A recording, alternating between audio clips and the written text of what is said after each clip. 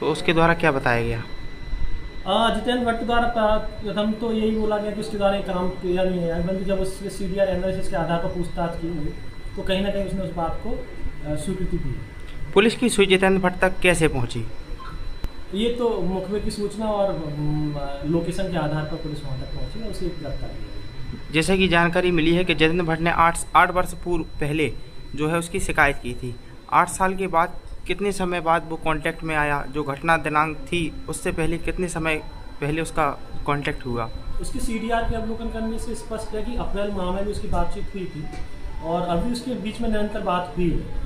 तो बातचीत हो रही थी और CDR में एनालिसिस में स्पष्ट है कि इनके द्वारा भी बातचीत की गई, उनके द्वारा भी बातचीत की गई, परिवार के लोगों के द्वारा बताया गया कि लेन देन भी हुआ। तो ये लगभग अभी की ही बात है। पुलिस हत्या से आत्महत्या तक कैसे पहुंची सर? पुलिस ने जो मौके का घटना स्थल का निरीक्षण किया, वरिष्ठ अधिकारियों द्वारा निरीक्षण किया गया, साइबर टीम आई, फोरेंसिक एक्सपर्ट आए, हमने CCTV फुटेज का अध्ययन किया और जो हमारा टोल टैक्स है उसके फुटेज का अध्ययन किया गया और परिवारजनों के स्टेटमेंट दिए गए, CDR एनालिसिस किया गया।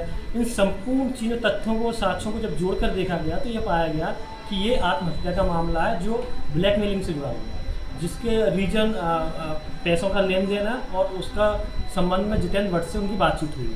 इसलिए जितेंद्र भट्ट को आरोपी बनाया गया है और उसे गिरफ्तार किया गया। सर जैसा कि शिक्षक को 40-45 हज़ार करीबन तनख्वाह मिलती थी, तो जो तनख्वाह मिलती थी उससे कुछ प्रति माह 25% या 30% ऐसा जो है ब्लैकमेलर लेता था, या मंथली लेता था, या साल पे लेता था, या 6 महीने में लेता था? पैसे कैसे लेता था? लेना तो बताया है, लेकिन लेने के संबंध में उन्होंने ऐसा बताया कि कैश ही लेन देन होता था।